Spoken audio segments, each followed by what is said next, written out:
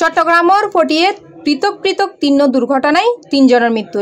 এর মধ্যে একজন বৃদ্ধ, একজন শিশু এবং একজন অজ্ঞাত যুবক রয়েছে।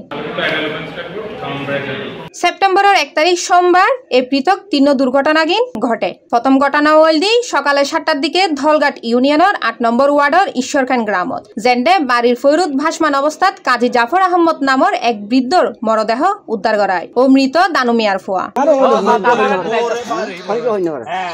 দ্বিতীয় ঘটনাগান ঘটটি সকাল 11:30টার দিকে পটিয়ে পৌর সদরের কাগজিপাড়া এলাকাত বোয়ালহালী উপজেলার কানুনগোপাড়া এলাকার আব্দুর রহিমুর মিয়াফুয়া হাবিবা আক্তার হালার বাড়িত বেড়াতে আইলে রিক্সা চাবাই গুরুতর আহত হয়। তারে প্রথমে পটিয়ে উপজেলা স্বাস্থ্য কমপ্লেক্সত লোয়া হয় এবং পরে চট্টগ্রাম মেডিকেল কলেজ হাসপাতালত ফাটানো হইলে ফততি তার মৃত্যু হয়।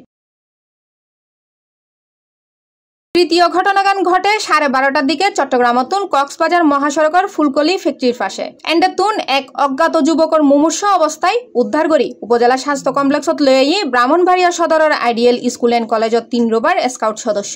পটিয়া উপজেলা স্বাস্থ্য কমপ্লেক্সের ডাক্তার সাইমুনা জাহান পিঙ্কি জানাই ৩ জনেরই হাসপাতালত আনা হইলে ইতারার মৃত্যুর বিষয়ে নিশ্চিত করা হয়। একজন লোককে আমরা দেখতে পাই যিনি ছিলেন অজ্ঞান অবস্থায়, ওনার সেন্স ছিল না। আশেপাশে অনেক লোক ছিল কিন্তু ওনাকে ওনার সেবায় কেউ এগিয়ে আসেনি, দাঁড়িয়ে দেখতেছিল, কয়েকজন পানি দেওয়ার চেষ্টা করতেছিল আর কি। তো এই অবস্থায় আমরা কাছে যাই, গিয়ে দেখি যে ওনার তখন কিছুটা শ্বাস ছিল এবং পাশাপাশি ওনার নাক দিয়ে ফেনা বের হচ্ছিল আর কি, সাথে সাথে ফেনা বের হচ্ছিল। তো পরবর্তীতে আমরা ইমিডিয়েটলি একটু সিরিজ রেখে আমরা উপজেলা স্বাস্থ্য কমপ্লেক্সে নিয়ে আসি।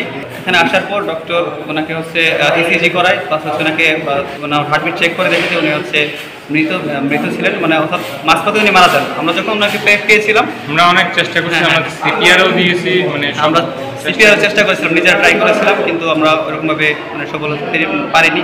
এই বিষয়ে পটিয়া থানার ভারপ্রাপ্ত কর্মকর্তা ওসি নুরুজ্জামান জানায় ঘটনার খবর পাই পুলিশ ঘটনাস্থলত পৌঁছাই বিষয়গিন যাচাই করে পরবর্তী ব্যবস্থা গ্রহণ করাবো।